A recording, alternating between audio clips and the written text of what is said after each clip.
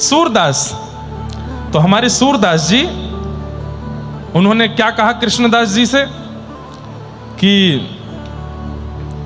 कुछ नया लिखो। क्यों? क्योंकि तुम्हारे पदों में मेरी छाप दिखाई देती है, मेरी नकल करते हो ऐसा लगता है। तो कृष्णदास जी बोले, आपने 1.25 लाख पद लिखे हैं, कितना भी लिख लूं मैं, कितना भी कुछ गा लूं, कहीं ना कहीं से आपका कुछ ना कुछ मेल हो ही जाएगा। अब ऐसा क्या लिखूं कि जो आपसे ना मेल खावे। सूरदास जी बोले, बुद्धि का प्रयास करो और ठाकुर जी के चरणों में प्रेम भक्ति प्रकट करो, तो नकल नहीं लगेगी, कुछ नवीन लगेगा। कृष्णदास जी बोले, 2 दिन का समय दीजिए, कुछ सोच के आता हूं। और वास्तव में ऐसा लिख के लाऊंगा ही वर्णन, अपने ही रूप लावण्य का ऐसा वर्णन कर रहे हैं जो सूरदास ने भी नहीं किया है। आहा,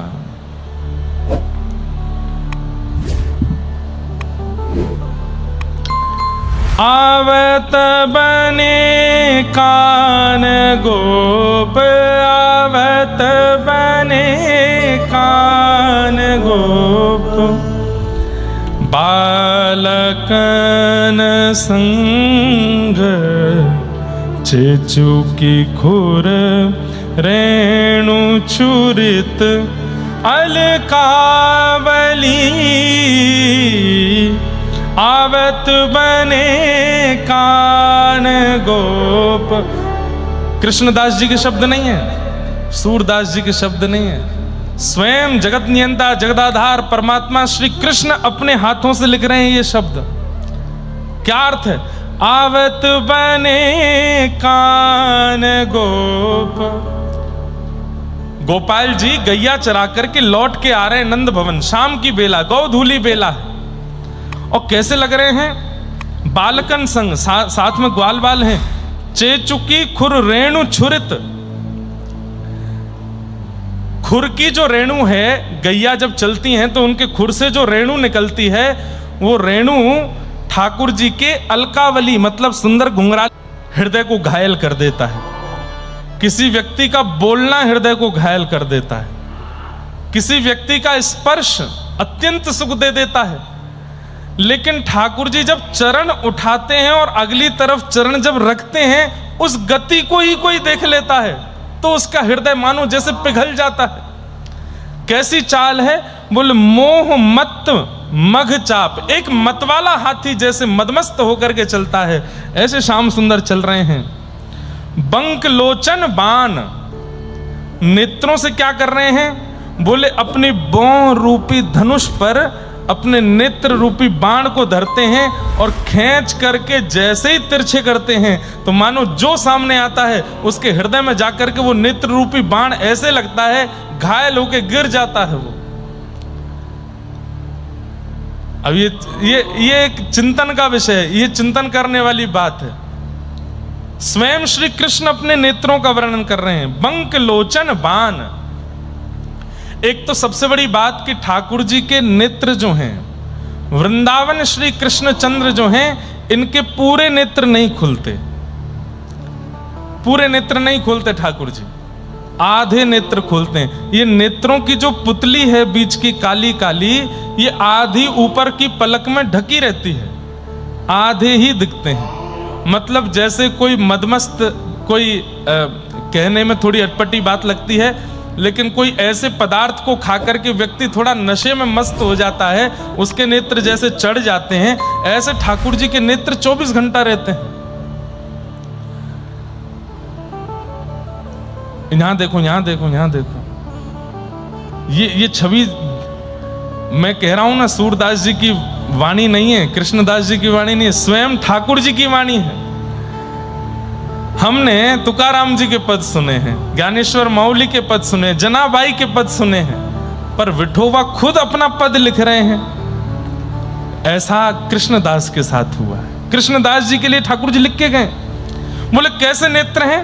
बंक लोचन बाण, आधे नेत्र खुलते हैं ठाकुर जी के, मानो ऐसा लगता है ये ऊपर की बौं जो ये धनुष है और उस धनुष की जो पीछे की रस्सी है वो ठाकुर जी के ये ऊपर वाली पलकें हैं। कभी कभी जब सामने से कोई आ जाता है जिस पर ठाकुर जी को अपने नेत्र बाण मारने हो, उसकी ओर देख करके ठाकुर जी अपने नेत्रों को थोड़ा इधर घुमाते हैं, मानो जैसे खींच लिया, यहां देख करके, और फिर जैसे दोबारा उसकी ओर देखते हैं मानो जैसे बाण चला दिया, अब खंजित होकर के वो गिर पड़ता है। ऐसे बाण जैसे नेत्र जिनके हैं। शीश शोभित मोर चंद्र। अच्छा, व्रज में ठाकुर जी मुकुट नहीं पहनते, व्रज में क्या पहनते हैं? हल्की सी पाग ठाकुर जी बांध लेते हैं कपड़े की, और सुंदर जो बड़े बड़े केश हैं। महाराज जी, ठाकुर जी का मुंडन संस्कार कब हुआ? 12 वर्ष बाद। 12 वर्ष में लाल जी के केश कितने बड़े हो गए होंगे, सोच लो। 12 वर्ष कोई बालक अगर अपना मुंडन नहीं करे जन्म से, एक तो जन्म के बाल कैसे होते हैं? घुंघराले, और वो घुंघराले केश बड़े होते होते होते होते कई बालक देखे हैं 2-2 3-3 साल उनके मुंडन नहीं होते, ऐसे ऐसे घुंघराले केश हो जाते, इतने सुंदर लगते हैं। ठाकुर जी के 12 वर्ष तक मुंडन नहीं हुआ। जब मथुरा में कंस वध किया, उसके बाद जब सांदीपनि विद्यालय पढ़ने के लिए गए, तब ठाकुर जी ने मुंडन कराया अपना, और चौड़ी चोटी रखी। तो इतने लंबे केश हैं कि ठाकुर जी की जो कद है, जो हाइट है, उससे बड़े तो बाल हैं ठाकुर जी के, ऐसे केश हैं। इसलिए नाथक द्वार में जो श्रीनाथ जी की श्रृंगार प्रणाली है, उसमें यहाँ बेणी आती हैं, ठाकुर जी के केश ऐसे गूंथ करके यहाँ आगे लाए जाते हैं। हमारे राधा वल्लभ जी में, बिहारी जी में, सब जगह बेणी जी आएंगी इधर, उसको वेणी बोलते हैं चोटी को, ठाकुर जी की इधर आती है। और एक और नई बात सुनाएं, श्राद्ध पक्ष में कभी आप दर्शन करने के लिए जाओगे श्रीनाथ जी में, तो ठाकुर जी की बेणी के दर्शन नहीं होते। क्यों? श्राद्ध पक्ष के समय पर ठाकुर जी की दान लीला चलती है। दान लीला मतलब द्वार पर मार्ग में खड़े होकर गोपियों से ठाकुर जी दान लेते हैं, दही का दान, मक्खन का दान, और फिर गोपियां जब नहीं देती तो ठाकुर जी छीन के भागते हैं। तो जब भागेंगे तो कहीं चोटी पकड़ में नहीं आ जाए, गोपियां पीछे से चोटी नहीं, क्योंकि ठाकुर जी कम से कम 2-4 बिलांत भग जाएंगे तब तो उनकी चोटी उठेगी, इतनी लंबी चोटी है। तो ठाकुर जी क्या करते हैं, चोटी गुथवा करके कमर पे उसको ऐसे लपेट लेते हैं चारों ओर, और उसके ऊपर क्षुद्र घंटिका की कोंदनी पहनते हैं चोटी के ऊपर। ऐसी अद्भुत झांकी है ठाकुर जी की, कितना वर्ण। कभी कभी ऐसा लगता है ठाकुर जी आ गए, सामने खड़े हो गए हैं। और ये सब कहां से अनुभव होता है? ये आचार्यों की वाणी से, इन वैष्णवों की वाणी से ये सब स्वरूप पता चलते हैं। आहा, शीश शोभित मोर चंद्र। सुंदर घुंघराले केशों को गूंथ करके ठाकुर जी एक यहाँ जूड़ा जैसा बना लेते हैं, उस पर एक पाग बांध देते हैं, उसमें एक मोर पिच्छ लगाते हैं। वैसे ठाकुर जी को प्रिय एक मोर पिच्छ नहीं, 5 मयूर पिच्छ का एक पेच बनता है, उसको ठाकुर जी पहनते हैं, जो ऐसे खुल जाए उसको ठाकुर जी धारण करके रखते हैं। आहा,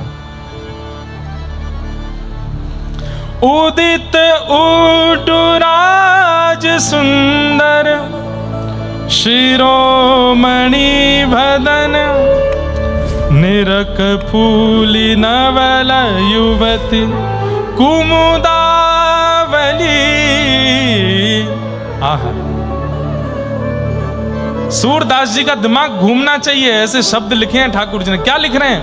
बोले, जिस प्रकार सूर्य के प्रकट हो जाने पर, सूर्य के उदय होने पर बंद जितने भी पुष्प हैं वो अपनी कलियों को खोल करके खिल जाते हैं, ऐसे ही श्याम सुंदर जब गौचारण करके लौटते हैं, मुख पर रज लगी होती है, सिर में सुंदर मोर पिच्छ लगा है, और जैसे ही वृंदावन में प्रवेश करते हैं तो मुरझे हुए फूलों की तरह सब गोपियां रहती हैं। ठाकुर जी जब चले गए, जैसे ही लौट करके आते हैं, समस्त गोपियों के मुखमंडल प्रसन्नित हो जाते हैं, आनंदित हो जाते हैं, गोप ग्वाल सब खुश हो जाते हैं। जितने भी लोग ठाकुर जी की गौचारण लीला में नहीं जा पाए, वे सब आनंदित हो जाते हैं ठाकुर जी को वापस आता देख।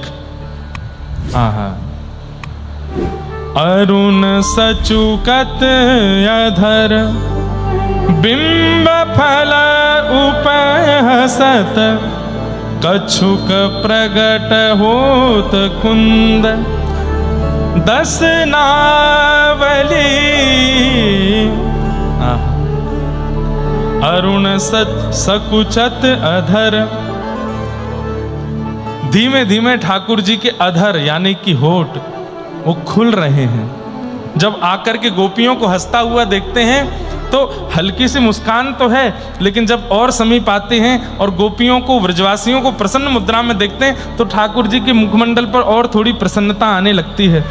और जैसे ही प्रसन्नता आते ही वो मुख खुलता है, थोड़े थोड़े ठाकुर जी की दंतावली का दर्शन होने लगता है।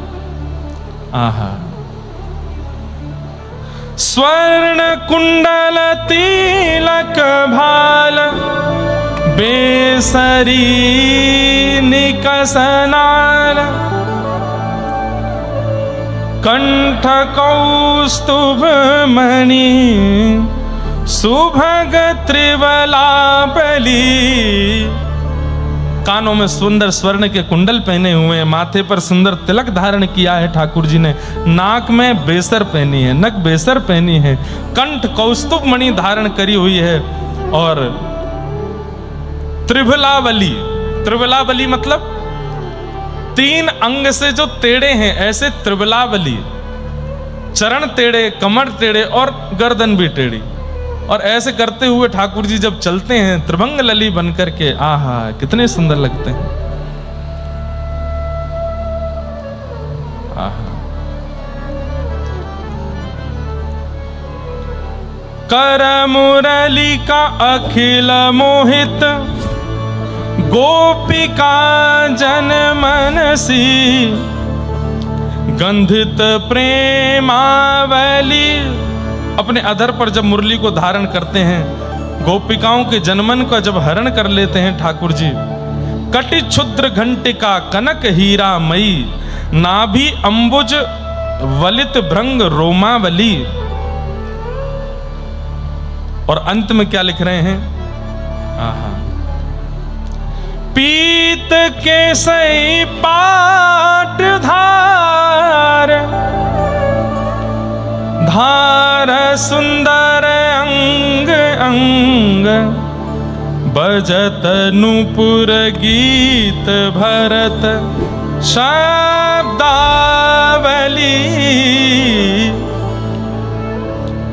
केसर जैसे रंग की सुंदर पीली एक पटका पहना हुआ है, और जब चल रहे हैं तो पैर के नूपुरों से जो छम छम छम झम झम झम जो शब्द प्रकट होना चाहिए वो छम छम नहीं हो रहा है। तो बोले क्या हो रहा है? बोले गीत भरत शब्दावली, मानो जैसे कोई खूब सुंदर स्वर में, तीखे स्वर में कोई गा रहा हो। ठाकुर जी के नूपुर ऐसे लगते हैं जैसे मानो समाज में बैठ करके खूब सारे लोग गा रहे हों। आहा, कृष्ण दास बलि गिरधर, लाल के चरण ऊपर, कृष्ण दास बलि गिरधर, लाल के चरण ऊपर, नख चंद्रिका हरत तिमिरावली। कृष्णदास बलि गिरधर, ऐसे सुंदर गिरधर की कृष्णदास बलियां ले रहे हैं, और जिनके नखचंद्र, जिनके पैरों के नख कैसे हैं, नाखून कैसे हैं, बोले उनको देखने से हृदय में जितना तिमिर है, जितने विषाद हैं, जितनी पीड़ा है, सब दूर हो रही हैं। ऐसे श्री कृष्ण का मधुर रूप का वर्णन यहां हो रहा है। आबत वन कान गोप, बालकन संग धेनु चरात। सुंदर पद रचना करके रात्रि में बैठ करके ठाकुर जी लिख करके सारे पद, और वहां से चले गए। सुबह सुबह जब उठे कृष्णदास जी, और जैसी अपनी उस किताब को खोला, रोज बैठते थे आज क्या लिखूं, कुछ तो लिखूं सूरदास जी को सुनाने के लिए, लेकिन कोई शब्द ऐसा सुनाई नहीं देता। आज जैसी किताब खोली तो उसमें से चंदन की सुगंधी आ रही थी। आज किताब मानो ऐसी लग रही थी जैसे मानो कोई रुई का फोहा उठा लिया हो, इतनी अद्भुत उसके प्रति भावना प्रकट हो रही थी। और जैसे ही खोल करके देखा, इतनी सुंदर लेखनी, इतनी सुंदर लिखाई में एक सुंदर पद लिखा है। कृष्णदास जी ने पूरा पद पढ़ने के बाद नीचे जब छाप देखी, अपनी छाप का जब ये पद देखा, कृष्णदास जी बोले भैया ऐसा पद मैं तो कभी रच नहीं सकता।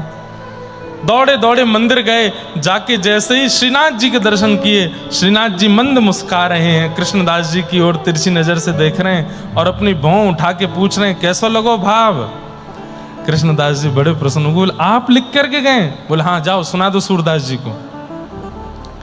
कृष्णदास जी गए, सूरदास जी से जाकर के बोले, सब लोग यहां देखो, सूरदास जी से जाकर के बोले मैंने पद लिख लिया है आपको सुनाने के लिए।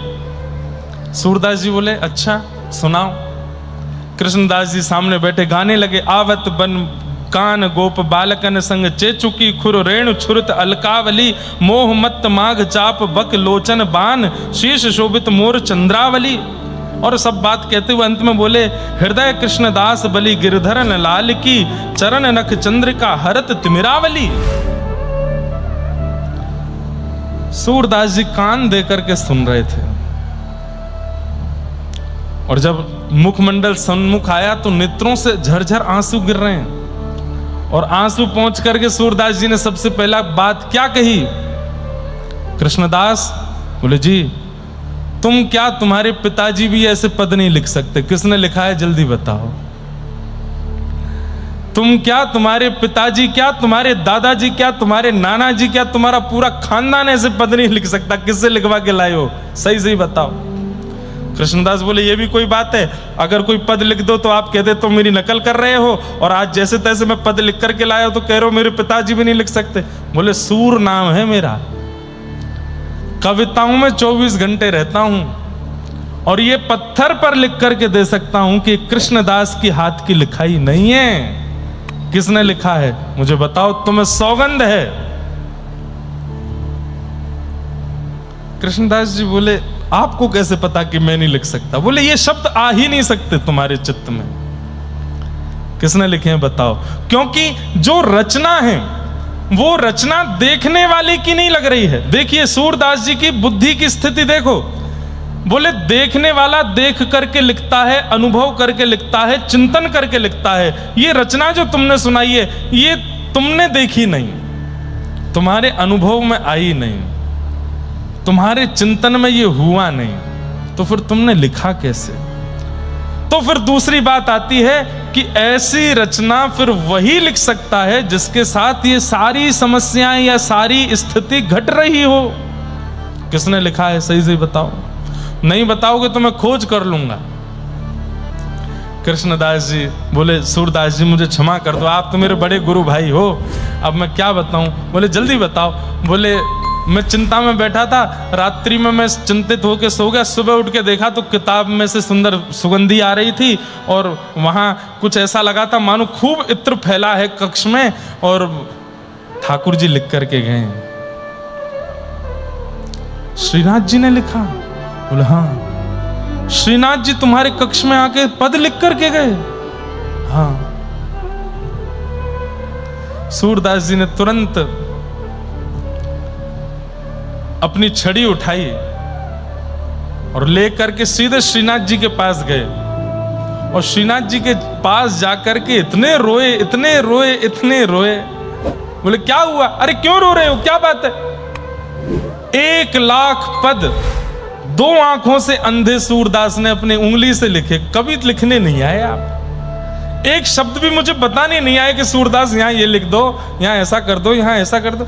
वो कृष्णदास के यहाँ पद लिखने के लिए गए। मुझ पर तो ऐसे अनुग्रह नहीं किया। आज तक मुझे इसी बात का अहम रहता था कि आप मुझ पर बहुत कृपा करते हैं, पर कृष्णदास के यहाँ पद लिख करके आए आप उसकी छाप से। तब ठाकुर जी ने कही देखो तुम गुस्सा नहीं हो, मैं तो जा रहा हूं, आपकी शरण छोड़ रहा हूं, अब मैं बरसाने रहूंगा, श्री जी के पास रहूंगा, किशोरी जी की शरण में रहूंगा। बहुत गाली है, 1,00,000 पद बहुत हो गए आपके, अब आपको समर्पित, मैं तो जा रहा हूं। ठाकुर जी बोले अरे नहीं नहीं नहीं रुको ना, तुम्हारा संकल्प 1,25,000 पद का था। बोले हाँ इतने लिख नहीं पाओगे, उससे पहले मैं तुमको ले जाऊंगा गोलोक धाम। सूरदास जी बोले ये सुन के तो मुझे और कष्ट हो रहा है, मेरे संकल्प की भी पूर्ति नहीं होने दोगे आप? ठाकुर जी बोले पूरी बात तो सुनो। बोले क्या? कृष्णदास के लिए 1 पद लिखा, 1 लाख तुमने लिख दिए, जो बचे 25,000 हैं वो मैं ही लिखने आऊंगा। इसके लिए एक पद लिखा है, तुम्हारे लिए 25,000 पद लिखूंगा। और सूर श्याम की छाप से जितने भी पद हैं सूरदास जी के, सब ठाकुर जी ने लिखे। मुझे ये बात बोलने में रोंगटे मेरे खड़े हो रहे हैं कि ठाकुर जी का यश मैं गाऊं। ठाकुर जी का यश तुकाराम जी गा रहे हैं, ठाकुर जी का यश जनाबाई गा रही है, ठाकुर जी का यश ज्ञानेश्वर माउली गा रहे हैं, ठाकुर जी का यश दत्तदास महाराज जी गा रहे हैं, ठाकुर जी का यश हमारे वैदिक गुरु जी गा रहे हैं, हमारे कृष्णा जी गा रहे हैं, मैं गा रहा हूं, आप सब गा रहे हो, समझ में आता है। पर ठाकुर जी का यश ठाकुर जी गा रहे हैं, मतलब अब सोचो, मैं गाता अच्छा लगूंगा ना, सुंदरत ध्यान उभे विटेवर। अब स्वयं पंढरीनाथ गाने लगे, सुंदरत ध्यान उभे विटेवर, कितना लगेगा ना, अपने यश खुद ही गा रहे हो। लेकिन कई बार ठाकुर जी के मन में भाव आता है, मेरे यश गान से, मेरे यश श्रवण से जीव का उद्धार होता है। और कई बार जीव की मन की चित्त की स्थिति उतनी गहराई तक नहीं पहुंच पाती है, इसलिए ठाकुर जी कृपा करके हमारे लिए स्वयं उस यश का गान कर देते हैं, ताकि हम उस स्थिति में पहुंच सकें जहां हमारी स्थिति नहीं पहुंच सकती है। इसलिए ठाकुर जी अपने हाथ से रचना कर गए और कृष्णदास के ऊपर ऐसी मधुर कृपा की श्री ठाकुर जी ने। बोलो गिरिराज धरण की, श्री गोवर्धन नाथ की। ऐसे कृष्णदास जी के ऊपर ठाकुर जी ने अनुग्रह करके सुंदर पद की रचना की और पद रचना करके उनको प्रदान की है।